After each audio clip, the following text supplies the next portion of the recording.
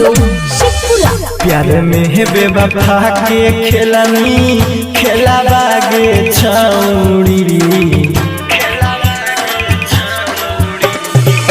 प्यार में है बेवफा के खेलनी खेला बागे छौड़ी। तोरे चलते गलियों जवानी खेला बागे छौड़ी।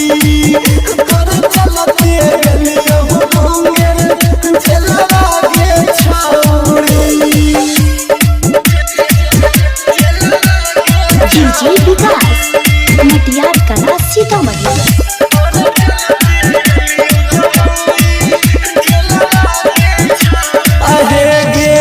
हम नहीं जानलियो इतना हाई खेला गे भर गेल मनवा करी हवेली बदनाम गे।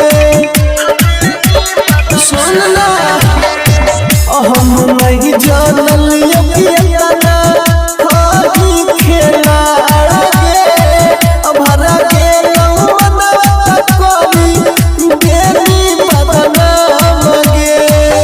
देनी बढ़ाई तुझा मेला गे छौड़ी। देनी बढ़ाई तुझा मेला गे छौड़ी। तोरे चलते गलियों काया मेला गे छौड़ी। तोरे चलते गलियों बाबा मेला गे छौड़ी। डीजे विकास मटियार कला सीतामढ़ी।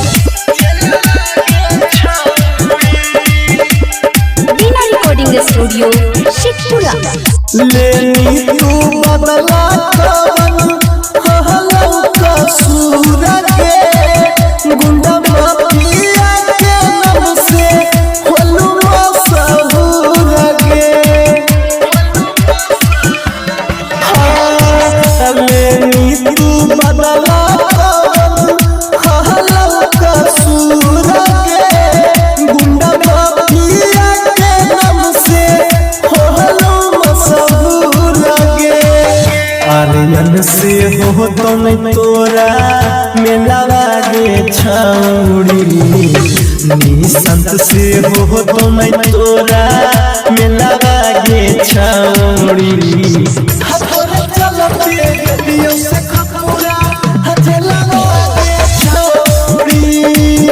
तोरे चलते गलियों से हथेला गे छौड़ी। बिना रिकॉर्डिंग स्टूडियो शेखपुरा।